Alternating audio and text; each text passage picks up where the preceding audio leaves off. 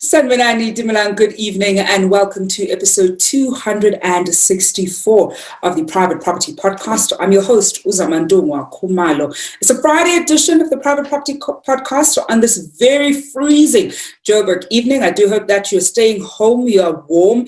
I know that load shedding certainly isn't helping with the drop in temperature, but we are, of course, tuned into the one show that you can count on to bring you the latest in property matters and also, of course, help you navigate your property journey. If you're joining us for the first time, you have been missing out on great episodes. So do make sure that you go to our social media pages, particularly on Facebook and on YouTube, where you can catch up on all the great episodes that you have already missed out on. And to our regular viewers, you know how we do it every single weekday at 7 p.m. You and I have an appointment where we tackle a hot property topic that helps us make better property decisions. Now, it doesn't matter whether you're a property investor, whether you're looking to buy, to sell, you're a landlord, you're a tenant, or of course, even looking to build. This is the only property show that certainly caters to all of your property needs. So this evening, one of the things that we're going to be looking at, or certainly what we're going to be exploring this evening,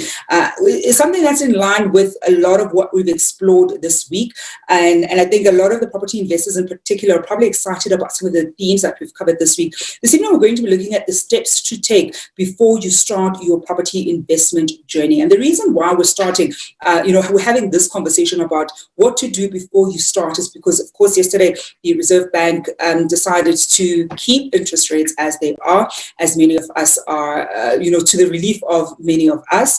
And I think one of the things is there've been some people who are interested in exploring property, but still haven't been quite sure what to expect, how to best prepare themselves to be able to do so. And I think one of the things that they've obviously been doing is watching the show, making sure that they're also up to date with the Reserve Bank's decisions when it comes to the repo rate. And I think one of the great things that you certainly would have picked up on the show is you want to make sure you understand what you're going into. You don't just want to jump into it because everybody's saying we're in historically low interest rates period, therefore you should go for property. You want to be clear what that even means, right?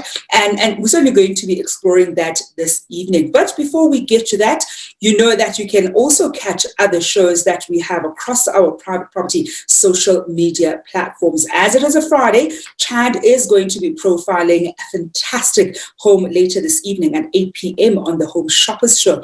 I know that he's going to be looking, I think it's a 10 million rand property. And I keep saying to many of you at home, one of the great things about the Home Shoppers Show is that it gives us a snapshot of what is possible for those of us who probably had aspirations to owning such exquisite property. And you can also catch him on a Monday at 8 p.m. on the Home Shoppers Show. And every Tuesdays and Thursdays, award-winning farmer Umbali Nogo brings you the Farming Podcast, where she always tackles issues that are all things agriculture. And it doesn't matter where the agricultural landscape you have an interest in, that is the show that you want to make sure you're always tuned into to get the latest on farming. And on Wednesdays, Esty Claassen brings us the First Time Home Buyers Show, where she's always in conversation with people who've gone beyond buying that first property and growing their property portfolio from strength to strength. Well, I think one of the great things, certainly going from the type of show that Esther would have, is that in the event where you want to be the kind of person that can be profiled in that show, this is the podcast and certainly the episode that you want to be plugged into as we explore the steps to certainly the steps to take before you start your property investment journey. And we've brought back on the show somebody who needs no introduction, Lawrence Boel, who is a property coach and an author, to help us make sense of what is possible for us and what we should get right the first time around so that we can avoid mistakes that are certainly going to cost you a lot of money and a lot of time. Lawrence, good evening, and thank you so much for joining us. Hi, Samantungwa, and thank you for having me once again. It's always such a pleasure to have you on the show. Now, Lawrence, I think a really good starting, point, and this is a question that a lot of my guests this week have answered, is around the sort of financial, even mental research and preparation that one needs to go into when they want to go into property investment as a strategy. Because I know many people would have different asset classes that they invest in, perhaps property is one that you're also interested in. When somebody knows that they want to be able to, work with this asset class and certainly grow their portfolio, what kind of mental research, but also, financial research should they be doing on the onset? Because I think with many of us, and we'll get into this part later on, Lawrence, is you kind of went in and did some of the research retrospectively. So we want to save people some of the pressure points that we went through in our earlier days. Sure. Yeah. Well, let me maybe start with the financial side. I think that's so key because property is quite a capital intensive asset class. I think that the amount of resources, specifically your financial resources, will determine what kind of strategy you can follow.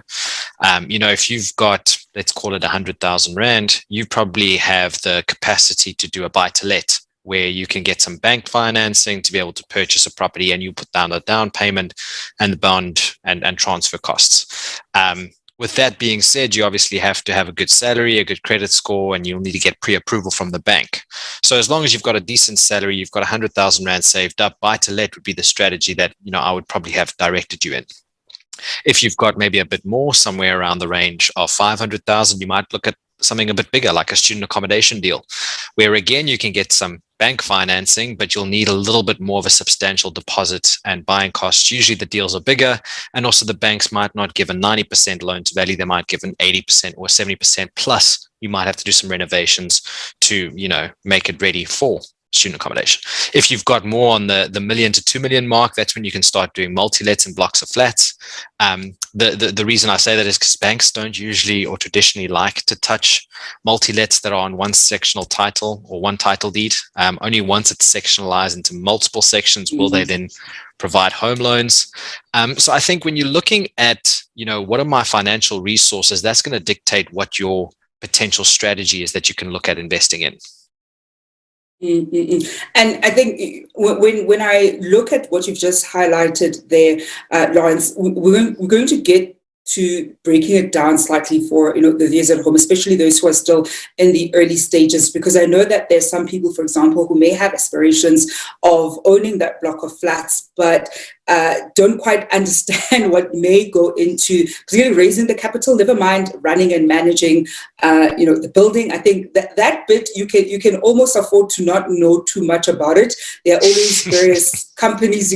I say almost. It's I reluctantly say almost, because that in itself can easily be a red flag if you don't manage it well. But then, Lawrence, perhaps let's go to, you've been doing property for a bit. I've also done it. I often share some of my mistakes with viewers at home, and I'm keen to hear from you. What would be some of the things that you wish you knew when you were starting off on your property investment journey that would certainly help people who are looking to get into property investment right now? I mean, I have a list longer than my arm when it comes to what I wish I knew then. And sometimes knowing too much could easily make you reluctant to go into something. So I think on your end, what are some of the things that if you were to start at this point, you're like, this is some of the knowledge that I have, whether it's because you know attending seminars, but some of it is because you have your skin in the game. You've actually done this. You've seen deals gone right and deals gone wrong. Yeah, good question. And I also have a list as long as my arm regarding that. I think the first thing is rather put in a few lower offers and get a few no's. I think my first investment I did because I was really desperate and I really just wanted the person to say yes. I offered full market price. The reality is that, when you buy at a discount, you buy equity. You reduce your risk tenfold by getting a 20% discount. Now, it's not easy. Obviously, you have to go through a couple of no's and find a motivated seller, but you tend to get a much better deal.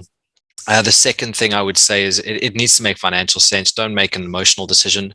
If you walk into the house and you love the view and you love, the location and you can see your kids growing up there, then buy yourself a house that you're going to live in, but don't call that an investment. If you go into an investment property, it needs to make financial sense. The gross yield needs to be 15% plus. It needs to be cash flow positive, depending on the strategy, but you need to look at it from a lens of a financial perspective. And then I say the third thing would be to vet your tenants, whether you do it yourself or use a letting agent. I personally use a letting agent to do all of my management, but having a good process where you vet the tenants so that you don't allow the bad apples to come in, because doing the eviction and getting rid of bad tenants is a hassle, and it's not something that you want your time to be spent on. So rather pre-vet a good tenant, place the right tenant before allowing just anyone in. Those would be, I would say, my top three. And I actually want you to elaborate a little bit, Lawrence, because the first one that you mentioned was the reality of just facing a couple of no's and trying to get in and certainly buy that first property or those first few properties at a discount. Obviously, you actually just want to be able to buy all of them at a discount. How would somebody go about then determining that they are getting this at a discounted rate? And the reason why I ask this is because having spoken to a lot of people who are aspiring property investors, and some who've already bought a few properties, but have not necessarily formalized their portfolio.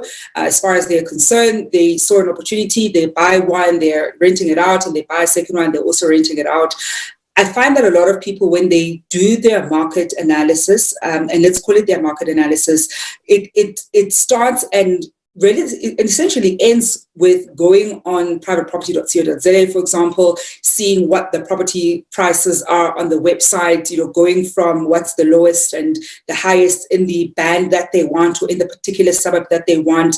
And you and I know how dangerous working like that is, and how for the most part it just doesn't constitute market research really. So how would somebody then know? Because I think we mustn't take it for granted that people would know the different avenues that you should go to even see that you're buying or potentially going to be making an offer that's a discounted offer.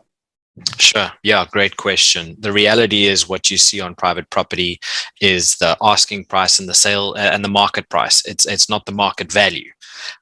If you want to understand what the market value of a property is, you need to use tools, things like Lightstone and TPN or Windeed. I personally like Lightstone. I just find their interface to be a little bit more user-friendly. But basically what Lightstone does is it takes information from the deeds office and it tells you what properties sold in that area that are comparable. So if you're looking at a 3-bedroom property in Sandton, you can pull the Lightstone report of the Sandton suburb. You can find out what the last 20 sales were that were also 3 bedrooms of the same size, the same features, the same square meters. And then you can see what the actual market value is, because the actual market value is based on what has been sold, not as what being presented on your or being advertised. Exactly. TPN is also a nice source. TPN tends to be a little bit more rental focused. So if you want to understand what your rental market could look like, I would use that tool. But definitely Lightstone tells you what the market value is, and then you can work your discount price under that. And I think, Lawrence, I'll add in one resource that I found, I think it may have been last year, but it's been around for Oh, just over 2 years now. My sense of timing is terrible because 2020 messed all of us up. So we don't 100%. actually know when last year is. For many of us, last year is still 2019. But I'll actually say the financial institution. So the Blue Bank has a really great feature that is Look Easy, where you're able to essentially go there. It's a free service. It's on their website.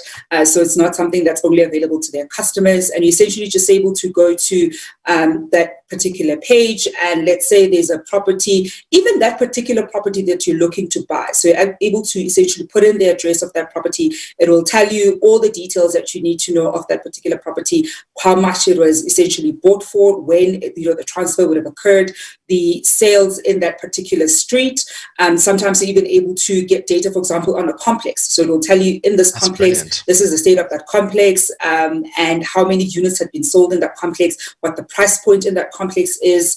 They even have, for example, a section that has crime data of the area. So it's a relatively great tool. It's free. You don't need to sign up or anything like that for it, because I know that sometimes people make you sign up in order to be able to access that data. So I think that's just a really great for desktop research purposes, if you just want to get a good sense of what's happening in the area, in the street, in the complex that you're interested in. I know that I've shared this particular thread around this feature even on my Twitter feed, so you can go there and check it out. And I think those are some of the great tools that you're able to watch out for in the beginning. And this is something I wish was available when I started my property journey. Unfortunately, it wasn't available back then. The only services that were available, you had to pay for, you had to subscribe, and there's also just fear, right? Because you don't know this property thing, you don't know if certainly at the time I wasn't sure if Lightstone was like this credible company. So there are all these question marks that we sometimes have, and certainly a lot of fear that we have when we go in. And then Lawrence, I think for viewers at home, then how do we look at, we're now relatively clear of when it comes to where we want to be getting some of the knowledge, whether it's certainly from a mental perspective, but more than anything, the financial perspective, getting really good data for the property, the area, the street, the complex that we might be interested in. How do we then assess whether or not that's a good property, right? Because I think people, as you rightfully pointed out, sometimes people go into a property and emotions take over, and they may think this is a great property just because it looks and feels good.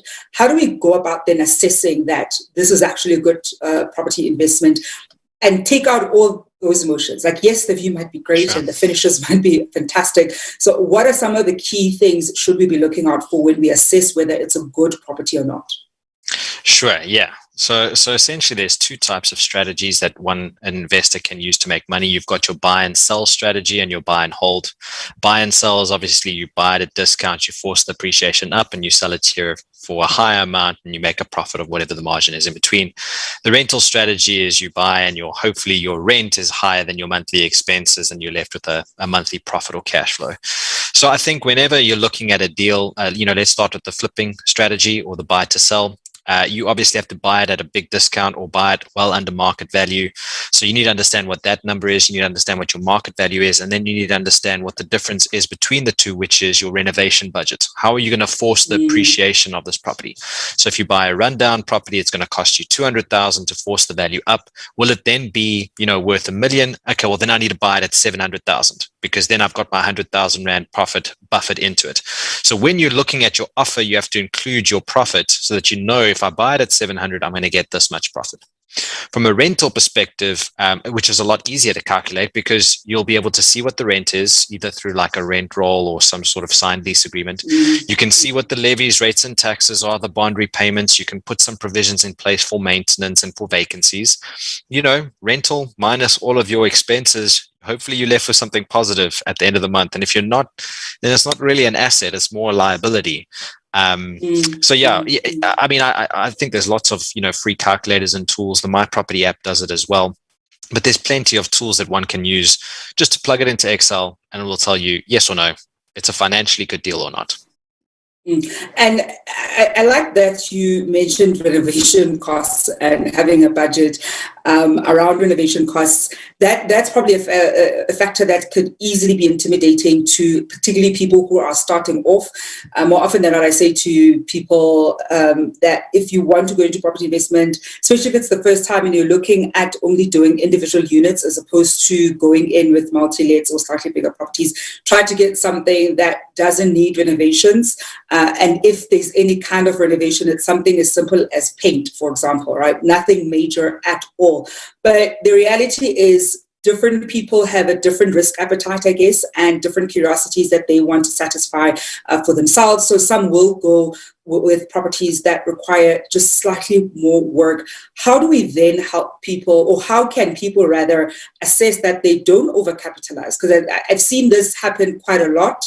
It's probably easier for you to be okay with overcapitalizing in a property when it's your primary residence, so you can go with all the fancy, finishes, and you can be okay with it because you'd argue, listen, I'm going to be staying here for 15, 20 years, maybe more. My kids are going to stay here. But it's a completely different ballgame, of course, when we're looking at investment properties. Sure. I mean, the first thing that I'd recommend is go and spend an afternoon in Builder's Warehouse. Go check what does a 20 liters of paint cost, how much does a tile cost, a kitchen set. A lot of us don't know how. Lawrence, before you even go anywhere, and when you just say how much 20 liters of paint costs, I feel as though I'm always buying paint and tiles, and it's something I often complain about on my Insta and Twitter, that I am forever buying. Those two items are the two items I am buying the most. I can tell you how much prices for both those items have been steady. Okay, well, let's hear it. How much is 20 liters of paint? Since look, 20 liters of paint, depending on what you're looking for, you could easily part with 1,000 rands. So it depends whether you're looking even like from a primer. So anything between 700 to maybe like a 1.2 is a good brand. Depends, of course, what finish. Is it enamel or is it a matte finish? Whatever the finish is. But you're literally looking, let's sit at an average of about $8.50 for a 20-liter, bucket of paint, which is, of course, gives me heart palpitations because that could easily be levies, for example. And if you're painting brand new, you might just need, for example, that to be the primer, and you're still going to need 2 coats of that primer and still, have another 20-liter for the paint. So all these costs obviously stack up. But I sidetracked you there. You're talking to us about managing us overcapitalizing. Yeah. So, I mean, it's great. You're like a great testimony, right? If you go and do a bit of research and you know what the costs are, you won't be duped by a contractor or a builder. If he comes and says, it's going to be 10,000 Rand for this paint, you can say quite comfortably, no, that's not the case. So that's, I think, why, if you're serious about property investing, go spend an afternoon or two in Builder's Warehouse, understand what material costs cost. And then what I would say is if you're looking at a property investment that requires a lot of renovations, take 1 or 2 builders with. Get them to quote to you. I would say get at least 2 quotes so that you can compare what they're costing you at. If you can, get 3 quotes, and then know what the material costs are so that you can see who's taking you for a ride. And once you've done it a couple of times, I'm sure you feel this way, Zamantungwa, but once you've done a few renovations and you know what to expect, it isn't as daunting, and it's actually, you can start to estimate yourself with relative accuracy as to what your renovation budget will be. And I think one of the things that I certainly picked up was there was a time when I worked with, and I've worked with different contractors during my property journey. There was a particular contractor that I would say pretty much, I want to say took me for a ride. The craftsmanship was fantastic, but when it came to the finances, definitely did overcharge me. And this was at a point where I wasn't as involved when it comes to going to a builders and also assessing the price point. And I think this is probably another tip, because different contractors work differently. With some contractors, when they give you a quote, for example, they'll break down the scope of the work and their price will include their labor, as opposed to, for example, separating the material cost and their labor cost. And the particular builder I was working with worked with the former method.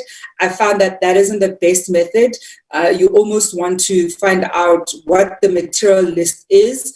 You can go buy the material yourself, make sure all of your material gets delivered to your property. So be very hands-on in managing that component, because the unfortunate thing is a lot of contractors will sometimes, let's say you only needed 50 boxes of tiles for argument's sake, and you typically would budget for like 10% more for wastage. So let's say it's 55 boxes. There's a tiler or a contractor that can easily say that you actually need 70 boxes, and they'll make sure and that you get quoted on the 70, but only the 55 gets delivered to your property. And they either take the remainder, or they ask for a refund from the store itself. So, and this is something that I only picked up because I've been in it. It's happened to me, unfortunately. I've lost money because that's happened, but I now know better. So just understanding where some of or certain instances where you could potentially lose out on money is so crucial. But then, Lawrence, I think when we then have a better understanding of not overcapitalizing on a property and also just not going overboard, because I think one of the things that I found, especially early on in the journey, is you want to put all kinds of crazy finishes on that investment property and sometimes even go over budget and not manage yourself very well. How do we make sure that we still keep within budget? Because part of keeping within budget is making sure that the bottom line, remains the bottom line. So in as much as in our personal accounts, we may have those extra funds to buy the fancier tiles, how do we make sure that we're still able to stay within budget, not overcapitalize, and run this like a business? Because ultimately, that is what it is. I think you've answered the question there. You've got to be able to separate what's your primary residence versus what's your business property. And to be honest, the investments that I do are all in low income or lower income areas, like Joburg CBD, Berea, Rosettenville. So to fully renovate a unit would be 20 to 40,000 rand, because you put in, just the basic features for the tenant to be able to live. What I can say, and this is more my girlfriend speaking, is she's got very expensive tastes. So I would never, ever take her to any of my investment properties, because she'd be like, oh my gosh, let's put in a gold tap, and then there's this diamond thing here, and then we need to make sure that the view, you know what, let's do that at home. Our primary residence is what we can invest in, because that's something that we can grow with. But if you're looking at a business, you've got to treat it like a business, and you've got a budget. And if you go over budget, you start losing money at the end of the day. Lawrence, we've been primarily talking about the steps that one needs to take before they start their property journey, or certainly their property investment journey. Suppose you've now done everything that we've outlined and you're ready to, start. And then what are some of the basics that throughout your property investment journey should you always sort of go back to? Because I think it's very easy to get sidelined in properties, particularly right now. I mean, I'm seeing a lot of different players doing really interesting things.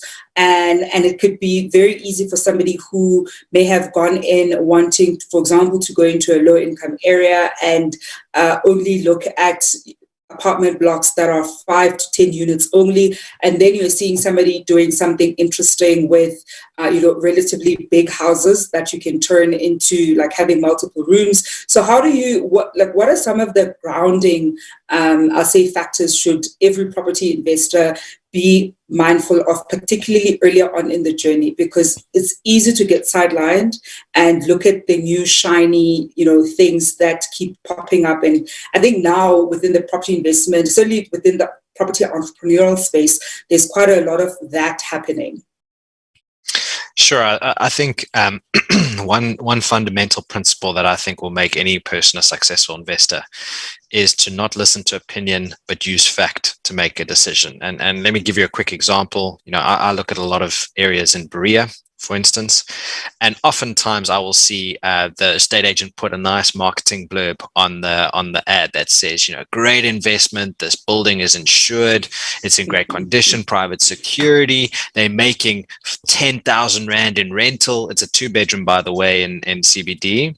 And now if I just had to take that on face value and I had to run my numbers doing that and just assume that the building's in good condition and that I am getting 10,000 rand rent, when I buy the property and it turns out that I'm only getting 5,000 rand rent, I'm in a pickle. So, for me, I will not consider moving forward with the deal unless I've seen signed lease agreements, I've seen annual financial statements of the building, I've seen COJ bills that I can see the COJ logo on it, so I know exactly what the rates and taxes are. I want to see a proof of levies. I want to see 6 to 12 months worth of income and expenses, because if I can see the actuals and my inputs are correct, the output, which is basically my ROI, and tells me if I should move forward with the deal or not, will be accurate.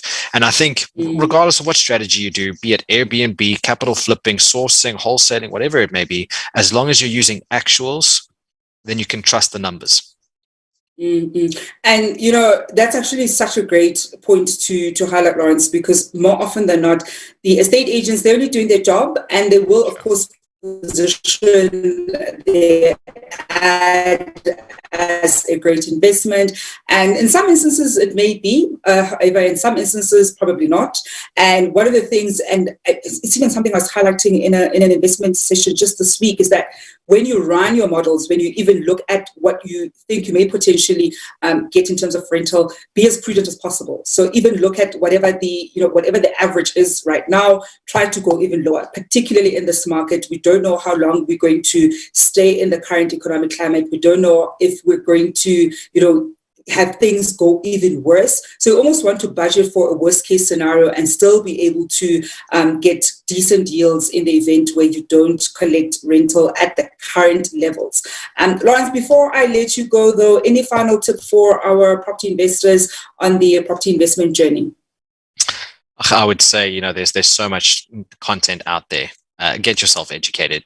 Go look at my YouTube channel, Lawrence Boel, Property Coach. I put a whole lot of free videos out there, but there's tons of resources. Go look at Bigger Pockets.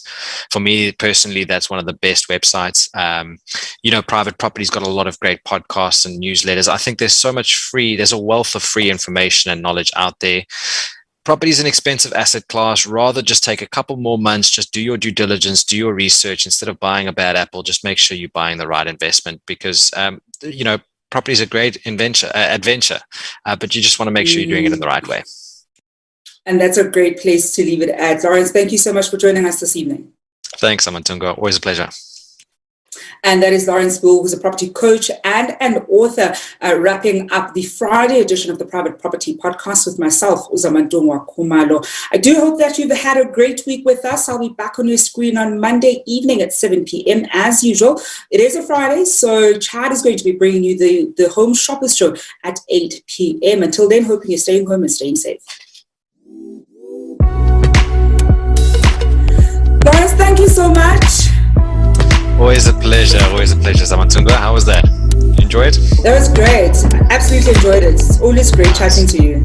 Nice. No, you too. Thanks for being such a great host. It's always a pleasure. Great stuff. Have yourself a